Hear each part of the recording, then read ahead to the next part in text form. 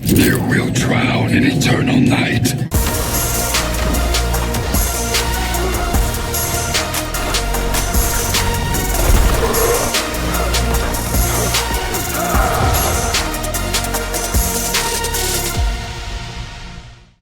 Hi guys, welcome back to the channel and to another Mortal Kombat mobile character review. Today we are taking a closer look at Klassic Noob Saibot.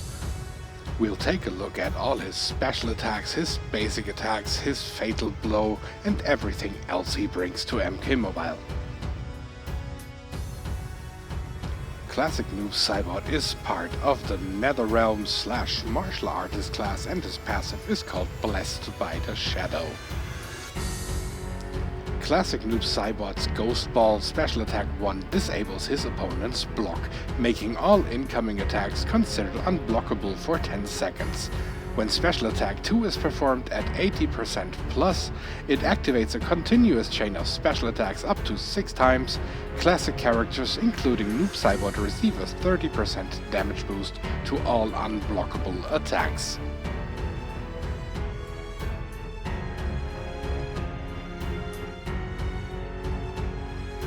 Klassic Noob Saibot was released on 28th of January in 2021 with update 3.1.1, and as it always seems to be the case with MK Mobile these days, he ended up first in a paywall pack, and it took them all the way from January to April to finally add him to a soul pack and therefore making him available for the free-to-play players as well.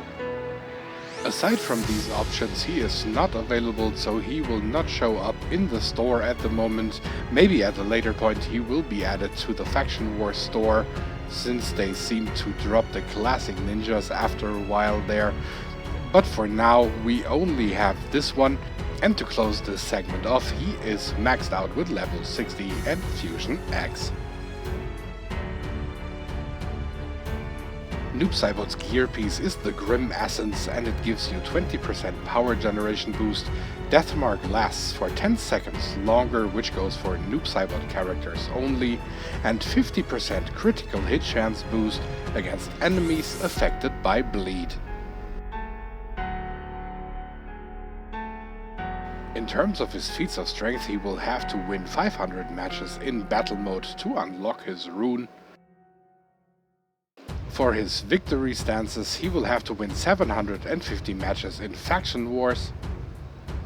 For his taunts, he has to perform 250 X-ray / fatal blow attacks. For his icons, he has to perform 1500 special 2 attacks. For his backgrounds, he has to knock out 500 scorpion enemies.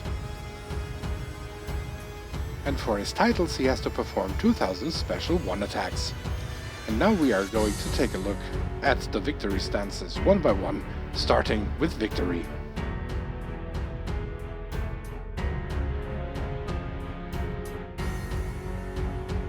Next would be warming up.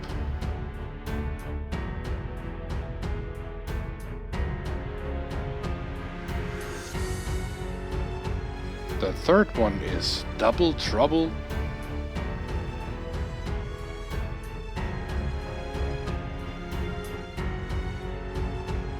And exclusive for Klassic Noob Saibot only, Rising Shadow.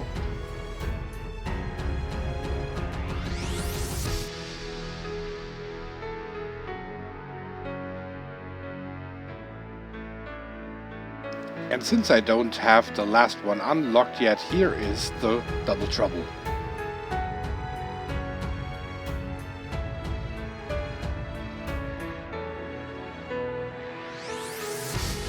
Now I'm going to show you all of his backgrounds.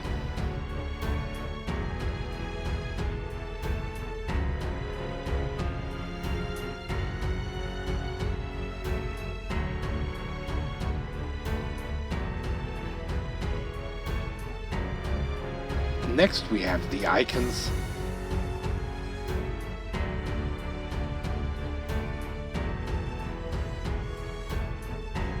And finally the titles.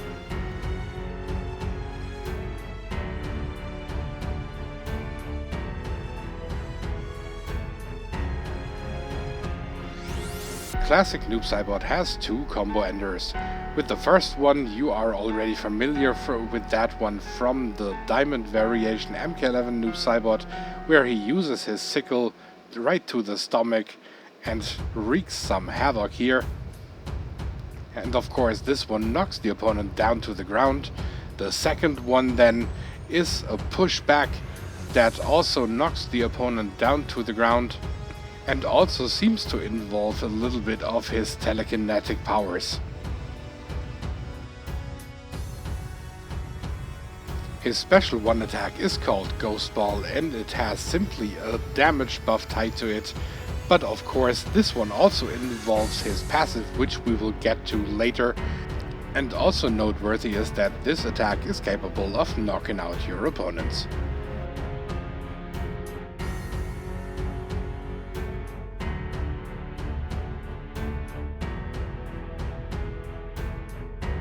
His special 2 attack is called Teleslam and therefore has the same name as the special one of MK11 Noob Saibot, but in this case here, if you reach 80% or higher on the minigame, you can have that consecutive chain up to 6 times, but you also have to be aware that this attack can trigger the Bone Shield at any consecutive hit. So it might trigger on the 3rd or the 4th, sometimes on every single one of them. So it's absolutely crazy. So just please be aware that this can happen. But for now the only thing left to mention is that this attack is capable of knocking out your opponent. His fatal blow is called Together Again and it's exactly identical with the one of MK11 Noob Saibot, and it also has the Deathmark debuff tied to it. And while you are still enjoying this footage here, we already can slowly get ready for the passive.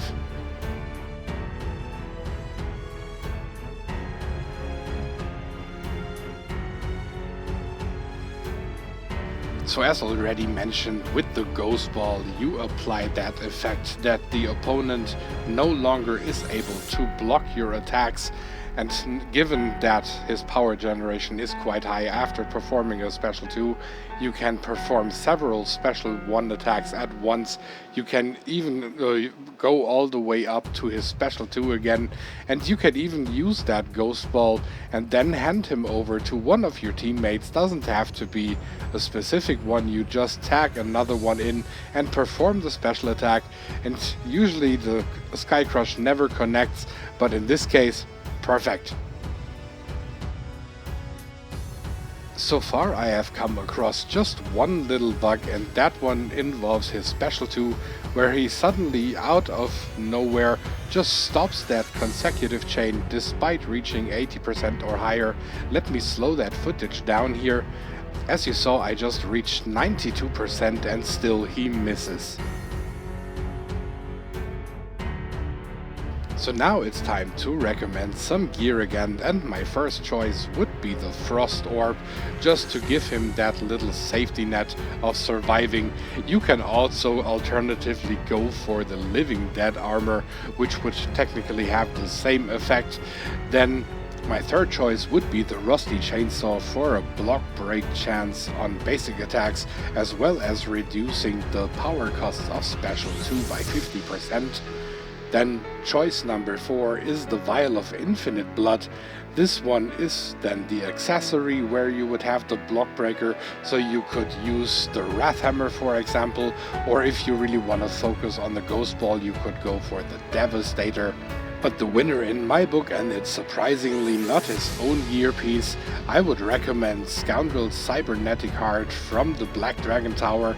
This one is even perfect at Fusion 0, just because once you reached like 30% health, I think, you will just immediately start regenerating power like crazy, which means you have the crazy amount of Ghost Balls or Teleslams at your disposal, and can even reach his fatal blow in no time, which would apply Deathmark to the entire opponent team. When it comes to my personal favorite loadout at the moment, it would be the Rusty Chainsaw Scoundrel Cybernetic Heart, and combine that with the Frost Orb so that he actually comes back while regenerating his power. And so far this combination just worked like a charm. Then next we have the character recommendations, and here let's start with Classic Scorpion, simply because his special one is unblockable, and due to the passive of Classic Noob Saibot, he would amplify that damage. But this then also marks the only character where Noob Saibot himself doesn't directly benefit from that, unless you really choose to go with his own gear, because then he would have the damage boost from the bleeding opponent. But he would definitely benefit from Warlock Quan Chi, who would bring him back from the dead once he is knocked out, with 25% of his health remaining. And as already stated, if you are using Scoundrel Cybernetic Heart, this thing will just pump power into your character. So by using Warlock Quan Chi, you technically don't need the Living Dead armor or the Frost Orb, then he could be the one who is taking that part over for you. And since Classic Noob Saibot is a dual class character and has also the martial artist benefit, Hellspawn Scorpion and Shaolin Kung Jin would be there to give him some starting bars of power, 1.5 from Hellspawn and 1 from Kung Jin. But the winner in my book would be Classic Smoke, simply because then Noob Saibot is able to resist a lot of stuff like fire, poison, bleed, blind, and just reflect that stuff back to the opponent, which then of course would make him an even deadlier fighter. At the time of this recording, I unlocked Classic Noob Saibot around 5 days ago, as his very first Classic Ninja Pack, where he was included, was basically released by NetherRealm, and I am already almost 500 fights in Faction Wars in with this guy, so I really tested him out inside out, if you will, and there are so many cool situations and cool matches I had with this guy. He is incredible. I was even able to take down an entire maxed out diamond team just with him, constantly spamming special 1 and special 2s, keeping that consecutive chain up, many times even hitting it 6 times in a row, which is absolutely incredible because that usually doesn't happen if I played Classic Sub-Zero. And we have to keep in mind here that we are talking about a Fusion 3 Gold character that was able to take down a maxed out diamond team with not as many issues as one would think, simply because he just constantly deals damage, and if you're dropping a special 1 in between, then the opponent has no chance to block your stuff. And using the right gear and with a little bit of skill, you can really achieve greatness with this character. It's actually amazing. I'm totally impressed with what this gold card can pull off. So absolute thumbs up from my side here. I'm loving it. Then now let's get into the pros and cons, and my first pro, of course, is his passive. The Ghost Ball is amazing because he makes literally every attack, even the ones of your teammates, unblockable. Then the next one would be his special 2, incredibly fun, love the consecutive chaining.